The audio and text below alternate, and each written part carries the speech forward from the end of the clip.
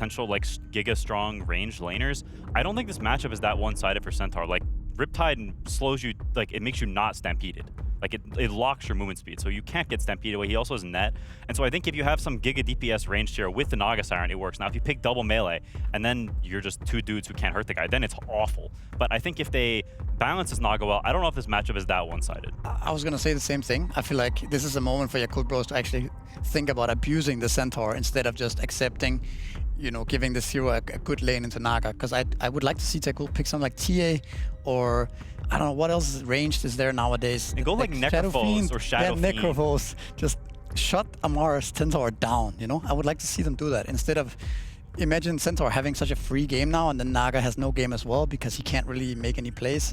I feel like this is a very important moment in the draft for Yakult. What kind of carry can they pick up here?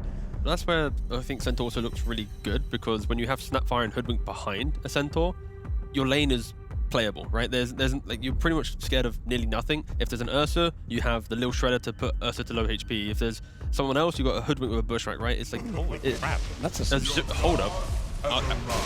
I played the Zeus this +5 this morning. Sure.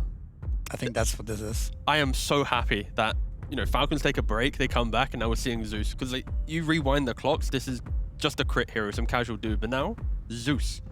Is it a Maureen mid Zeus? I think support Zeus, I've been seeing it a couple times in pubs. You just run around, bolt, deward, but I think it's support. It doesn't sound good against Naga in lane. okay. I think it's a 5. I think it's snaking. Okay. I think so, yeah.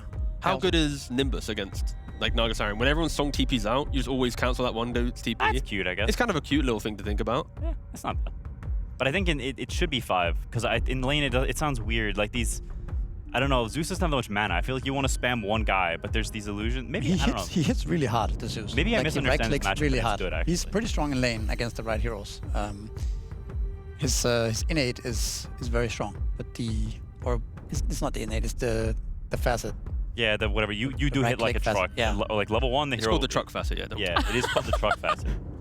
Zeus famously likes trucks.